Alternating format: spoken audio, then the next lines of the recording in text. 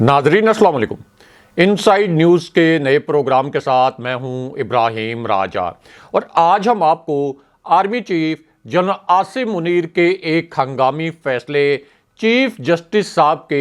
एक हसास तरीन डिसीजन, राना सनाउल्लाह और इमरान खान साहब के मुतल्लिक 3 बड़ी खबरों और 2 हैरानकुन वाक़यात की अंदरूनी कहानी सुनाएंगे। सबसे पहले आपको मरियम नवाज की एक शर्मनाक वीडियो के मुतल्लिक आगाह करते हैं। ये 37 सेकंड का वीडियो क्लिप अब से कुछ देर पहले सामने आया है। मरियम नवाज से जुड़ा हुआ ये 37 सेकंड का क्लिप अगर आज के दिन में सामने ना आता तो मरियम नवाज की ये शर्मनाक हरकत कभी भी पकड़ी ना जाती। अगर आज के दिन में मरियम नवाज का ये 37 सेकंड का वीडियो क्लिप सामने ना आता तो मरियम नवाज की इस घिनौनी तरीन वारदात का पर्दा कभी चाक ना होता। और ये जो एक भयानक राज इस 37 सेकंड के वीडियो क्लिप से खुला है, ये राज हमेशा राज ही रहता।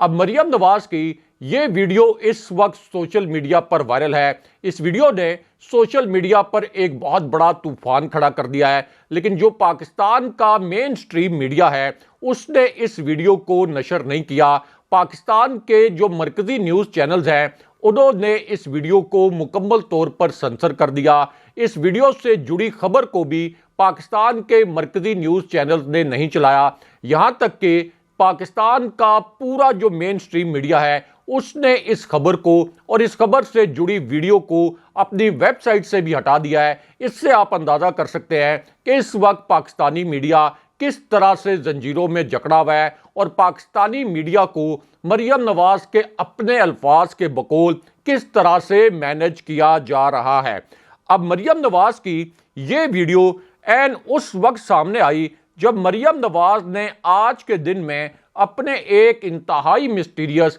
और इंतहाई पुरस्कार कारिंदे के जरिए चीफ जस्टिस साहब और 2 जज साहिबान पर बराह रास्त हमला करवा दिया। इस हमले का फिर एक 37 सेकंड का क्लिप सामने आ गया। ये एक ऐसा क्लिप है जिससे इस हमला आवर की पहली मर्तबा शिनाख्त हो गई। इसी क्लिप के जरिए इस हमला आवर का नाम सामने आ गया। इस हमला आवर का नाम भी आपको बताते हैं और इसका चेहरा भी आपको दिखाते हैं। अब ये जो हमला चीफ जस्टिस साहब और सुप्रीम कोर्ट के 2 जज साहिबान पर आज के दिन में मरियम नवाज ने अपने कारिंदे के जरिए करवाया, ये वही मरियम नवाज हैं जिन्हें सुप्रीम कोर्ट ने और चीफ जस्टिस साहब ने एक जालसाज खातून करार दिया था। सुप्रीम कोर्ट ने इन्हें एक फ्रॉड खातून करार दिया था क्योंकि इन्होंने पहली मर्तबा तारीख में सुप्रीम कोर्ट में एक जाली ट्रस्ट डीड जमा करवाई थी। सुप्रीम कोर्ट ने शरीफ खानदान को सिसिलियन माफिया और गॉड फादर कहा था और अब जो हमला करवाया गया आज के दिन में चीफ जस्टिस साहब पर और सुप्रीम कोर्ट के 2 जज साहिबान पर, यह हमला असल में इसलिए करवाया गया कि पीडीएम ने सुप्रीम कोर्ट में एक बहुत अहम नौयत का बयान सबमिट करवाया था और वो बयान ये था कि इलेक्शन की तारीख के हवाले से जो पिटिशंस हैं, इन पिटिशंस पर बनने वाला जो नया 5 रुकनी बेंच है, यानी चीफ जस्टिस साहब ने जो 5 रुकनी बेंच बनाया, ये हमें मंजूर है। और उसके बाद पीडीएम ने फुल कोर्ट बनाने के लिए जो दरखास्त दी थी, इस दरखास्त को वापस ले लिया था। फारूक एच नाइक ने सुप्रीम कोर्ट में खड़े होकर यह बयान दिया था कि हम अब फुल कोर्ट बनाने की दरखास्त वापस ले रहे हैं और हम ये चाहते हैं कि यही 5 रुकनी बेंच इलेक्शन के हवाले से जो दरखास्तें हैं इनकी समाअत करे। अब उसके बाद ख्याल ये था पीडीएम का कि ये जो 5 रुकनी बेंच है ये हमारे हक में फैसला दे देगा, 90 दिन में इलेक्शन कराने का जो फैसला है ये नहीं आएगा। लेकिन हुआ ये कि जब 5 में से 3 जज साहिबान ने हर सूरत में 90 दिन में इलेक्शन कराने का हुक्म दिया तो फिर मरियम नवाज ने अपने एक खास कारिंदे के जरिए चीफ जस्टिस साहब पर और 2 जज साहिबान पर आज के दिन में हमला करवा दिया, जिसका एक वीडियो क्लिप भी इस वक्त वायरल है। अब इस हमले से पहले मरियम नवाज ने अपने सबसे खास कारिंदे को अपने पास बुलाया। उसके बाद उसको एक ऐसा हुक्म दिया गया जिस पर मरियम नवाज का ये कारिंदा भी हक्का बक्का रह गया और मरियम नवाज ने अपने इस कारिंदे को बताया कि तुमने चीफ जस्टिस पर और 2 जो सुप्रीम कोर्ट के सिटिंग जज साहिबान हैं ان پر کس طرح سے حملہ کرنا ہے، یعنی وہ مریم نواز جنہوں نے جسٹس اعجاز الاحسن کو بددیانت اور ایک کرپٹ جج کہا، یعنی جنہوں نے جسٹس فائز عیسیٰ کے بعد چیف جسٹس بننا ہے جسٹس اعجاز الاحسن نے، ان کے متعلق مریم نواز نے یہ کہا کہ اس کی شکل دیکھیں، یہ ایک کرپٹ جج ہے اور یہ چیف جسٹس بننے کے خواب دیکھ رہا ہے۔ لیکن اب جسٹس اعجاز الاحسن کے بعد چیف جسٹس صاحب اور 2 جج صاحبان جو کہ 5 رکنی بینچ میں شامل تھے، جنہوں نے الیکشن ہر صورت میں 90 دن میں کرانے کا حکم دیا، ان پر آج کے دن میں ایک حملہ کروایا گیا۔ اب مریم نواز نے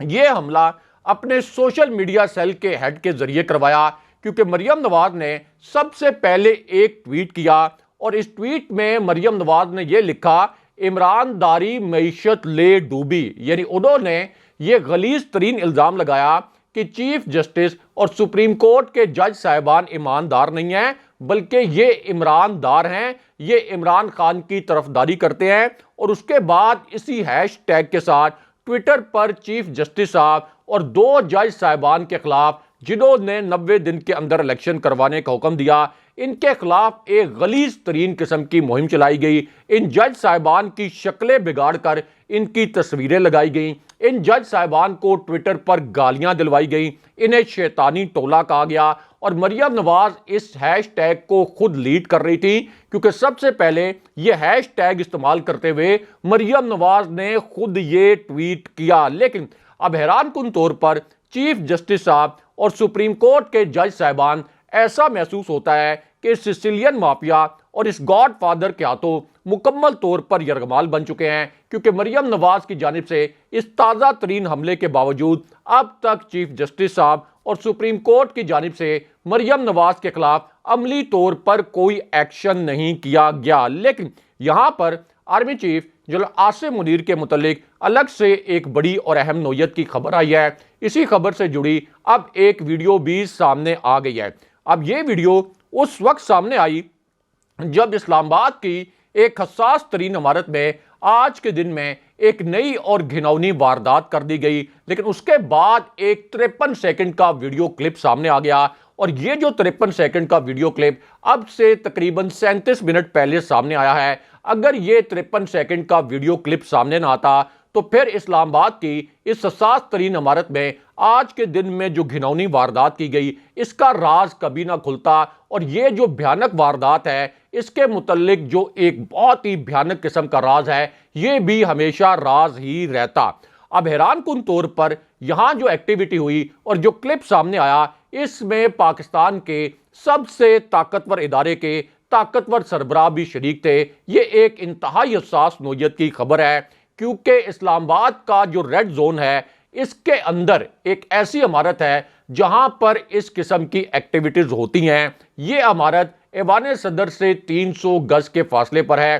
یعنی وہ ریڈ زون جہاں پہ prime minister office, prime minister house, parliament house, ایوان صدر، دفتر خارجہ اور غیر ملکی سفارت خانوں کی عمارتیں قائم ہیں۔ آج کے دن میں وہاں پر ایک گھناؤنی نوعیت کی واردات کی گئی، جس میں پاکستان کے سب سے طاقتور ادارے کے سب سے طاقتور سربراہ بھی شریک تھے۔ اب یہ جو پاکستان کے سب سے طاقتور ادارے کے سب سے طاقتور سربراہ ہیں، ان کا ایک خوفناک حد تک خفیہ مشن پہلی مرتبہ سامنے آیا۔ یہ مشن ایک ایسی ملاقات کے متعلق تھا جس کے متعلق کسی کو کانوں کان خبر نہیں ہونے دی گئی۔ پورے میڈیا کو اس ملاقات کے متعلق کسی قسم کا کوئی ہینڈ آؤٹ جاری نہیں کیا گیا۔ اپنی جانب سے پورا ایک میکانزم سیٹ اپ کیا گیا کہ یہ ملاقات مکمل طور پر خفیہ رہے، لیکن اس کے بعد ایک کلپ سامنے آیا اور پھر پتہ چلا کہ اس خوفناک مشن کے 3 کردار کون تھے، ان کے نام کیا ہیں، اور ان کے چہرے بھی پھر سامنے آ گئے۔ اب ایک تو اس طاقتور ترین شخصیت کی عمران خان صاحب کے جو سیاسی مخالفین ہیں، یعنی مریم نواز، ان کے ساتھ ملاقات ہوئی، اور اس کے بعد پھر اسلام آباد کی حساس ترین عمارت میں 3 کرداروں کو ہنگامی طور پر بلایا گیا۔ ان تینوں کرداروں کے نام بھی آپ کو بتاتے ہیں۔ اب ان تینوں کرداروں کو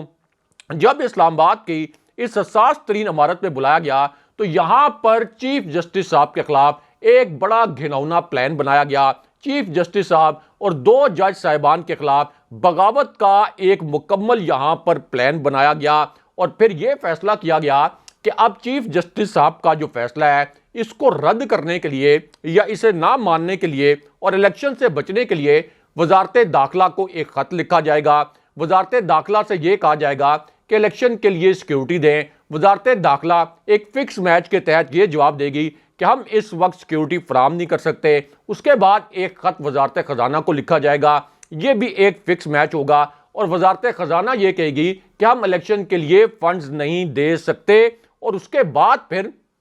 الیکشن کمیشن جو ہے اور یہ جو آپ کی پی ڈی ایم اور پی ڈی ایم کے جو کردار ہیں یہ سپریم کورٹ میں جا کر کہیں گے کہ ہم الیکشن نہیں کروا سکتے. لیکن اب اس پوری واردات کے بعد پاکستان کی جو سب سے طاقتور شخصیت ہے اس کے متعلق آج کے دن میں پاکستان کے سب سے بڑے اخبار میں ایک انتہائی اہم نوعیت کی خبر شائع ہوئی ہے. اس خبر کے دو اہم ترین نکات مختصراً آپ کو بتاتے ہیں. اب اس خبر کے پہلے حصے میں یہ کہا گیا کہ الیکشن کمیشن کا ایک اہم ترین اجلاس ہوا جس میں سپریم کورٹ کے فیصلے کے بعد الیکشن کی تاریخ کے معاملے پر غور کیا گیا لیکن کوئی فیصلہ نہیں ہو سکا. اس خبر میں کہا گیا کہ باخبر ذرائع کا کہنا ہے کہ کمیشن کی رائے یہ ہے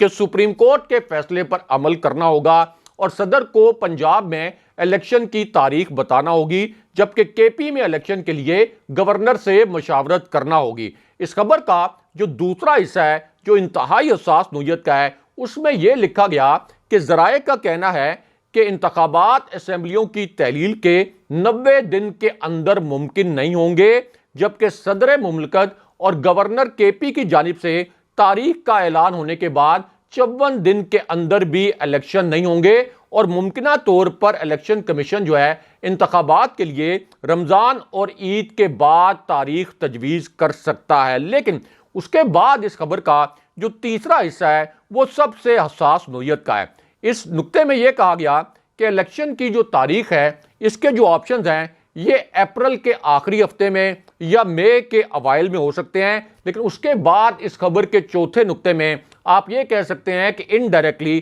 ایک گھنونی واردات کا راز کھل گیا. اس چوتھے نقطے میں لکھا گیا کہ جب ذرائع سے پوچھا گیا یعنی الیکشن کمیشن کے ذرائع سے جب پوچھا گیا کہ وفاق اور صوبائی سطح پر جن اداروں نے الیکشن کمیشن کے ساتھ الیکشن کروانے کے لیے معاونت کرنی ہے یعنی وزارت خزانہ جس نے فنڈز دینے ہیں, وزارت داخلہ اور وزارت دفاع جنہوں نے سیکیورٹی فراہم کرنی ہے, تو کیا وہ اب الیکشن کے لیے معاونت پر تیار ہیں؟ تو ان ذرائع کا کہنا تھا کہ سٹیک ہولڈرز کے ساتھ رابطے کا مرحلہ دونوں صوبوں میں الیکشن کی تاریخ کے اعلان کے بعد آئے گا. یعنی الیکشن کمیشن اور صدر پاکستان جب مشاورت کے بعد الیکشن کی تاریخ کا اعلان کر دیں گے تو اس کے بعد ایک نیا گھنونا کھیل کھیلا جائے گا. ایک خط وزارت خزانہ کو بھیجا جائے گا, ان سے فنڈز مانگے جائیں گے. جب وزارت خزانہ ایک فکس میچ کے تحت فنڈز نہیں دے گی اس کے بعد وزارت داخلہ کو ایک خط لکھا جائے گا, ایک فکس میچ کے تحت وزارت داخلہ سیکیورٹی دینے سے انکار کرے گی تو الیکشن کمیشن اپنی سکن سیو کرنے کے لیے سپریم کورٹ میں جا کر کہے گا کہ ہم نے تو الیکشن کی تاریخ کا اعلان کر دیا لیکن اب ہمارے پاس نہ فنڈز ہیں نہ سیکیورٹی ہے, اس لیے ہم کیسے الیکشن کا انعقاد کریں. یعنی ایک فکس میچ کے تحت الیکشن کمیشن توہین عدالت سے بھی بچنے کی کوشش کرے گا اور دوسری جانب الیکشن بھی نہیں کروائے جائیں گے. اور یہی جو طاقتور ترین شخصیت ہیں جن کا ذکر ہم نے آپ سے ویڈیو کے آغاز میں کیا, ان کے متعلق عمران خان صاحب نے یہ انکشاف کیا کہ الیکشن کمیشن کے سربراہ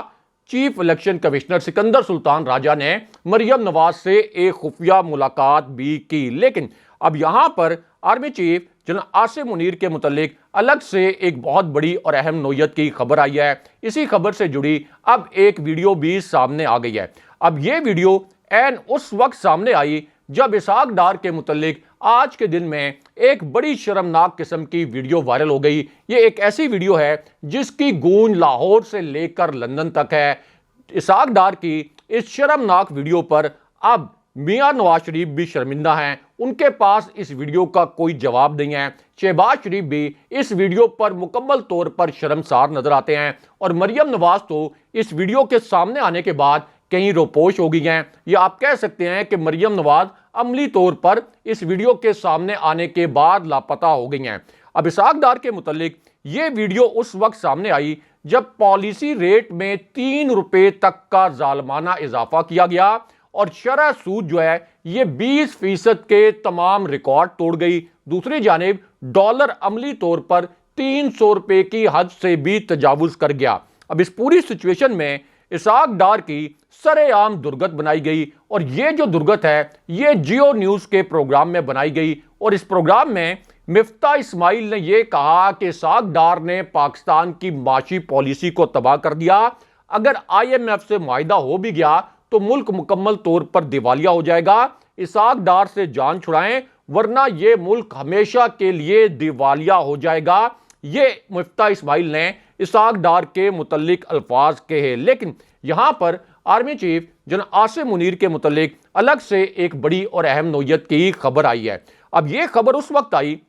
جب شہباز شریف نے ایک تباہ کن قسم کا بلنڈر کر دیا۔ شہباز شریف نے ایک ایسا بلنڈر کیا جس کے متعلق ایک بڑی حساس نوعیت کی انفارمیشن سامنے آ گئی۔ یہ آج کی ایک بڑی بریکنگ نیوز ہے، ایک تازہ ترین خبر ہے، اور اس خبر پر اب شہباز شریف کو شدید شرمندگی کا سامنا بھی ہے۔ اب وہ خبر یہ ہے کہ ایک طرف تو اس امپورٹڈ حکومت نے فوج کے بجٹ پر 20 ارب روپے کا کٹ لگا دیا اور یہ کہا کہ ہم کفایت شعاری کر رہے ہیں، کفایت شعاری کے تحت تمام شعبوں پر جو ہے ان کا بجٹ کم کیا جائے گا۔ لیکن دوسری جانب ڈرامہ یہ کیا گیا کہ وزیراعظم آفس کا جو بجٹ ہے اس میں کفایت شعاری پالیسی کے تحت 7.5 کروڑ روپے کمی کی جائے گی۔ لیکن ہوا کیا؟ ہوا یہ کہ خاموشی سے اور چوری چھپے وزیراعظم آفس کے لیے مزید 7.5 کروڑ روپے مانگ لیے گئے، یعنی 7.5 کروڑ روپے اخراجات کم کرنے کے بجائے 7.5 کروڑ روپے وزیراعظم آفس کے اخراجات میں اضافہ کر لیا گیا۔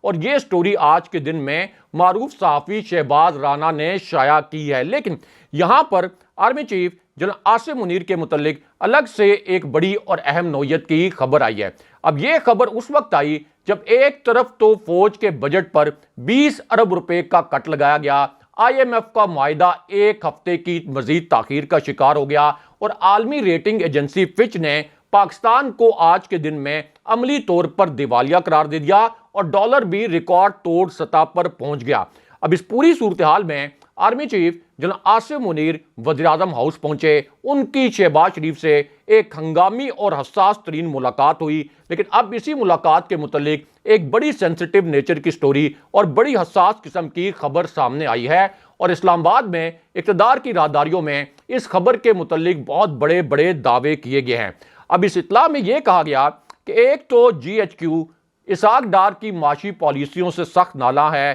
اسی اطلاع کے دوسرے حصے میں یہ کہا گیا کہ اسحاق ڈار کسی بھی وقت استعفیٰ دے سکتے ہیں، اور اسحاق ڈار استعفیٰ دینے کے بعد دوبارہ سے لندن بھی فرار ہو سکتے ہیں۔ لیکن یہاں پر اب رانا ثناء اللہ کے متعلق الگ سے ایک بڑی اور اہم نوعیت کی خبر آئی ہے۔ رانا ثناء اللہ نے چیف جسٹس صاحب اور 2 جج صاحبان پر براہ راست حملہ کیا تھا، یعنی وہ جج صاحبان جنہوں نے ہر صورت میں 90 دن کے اندر الیکشن کرانے کا حکم دیا تھا۔ لیکن رانا ثناء اللہ نے اچانک کیمروں کے سامنے آ کر یہ کہا کہ ہم 3 ججوں کا اکثریتی فیصلہ نہیں مانتے، ہمارا اپنا یعنی PDM کا فیصلہ یہ ہے کہ 4 ججوں نے الیکشن کے متعلق جو پٹیشن تھی ان کو مسترد کیا۔ اور اب اس پوری صورتحال میں اعتزاز احسن اچانک سامنے آئے، انہوں نے کہا کہ رانا ثناء اللہ نے جو بیان دیا ہے اس پر نہ صرف رانا ثناء اللہ پر توہین عدالت لگے گی، ان کی گرفتاری بھی ہو سکتی ہے، بلکہ اگر سپریم کورٹ کے فیصلے پر عمل نہ کیا گیا تو پھر شہباز شریف پر بھی توہین عدالت لگے گی، اور شہباز شریف پھر نااہل بھی ہو سکتے ہیں۔ اگلے پروگرام تک کے لیے خدا حافظ۔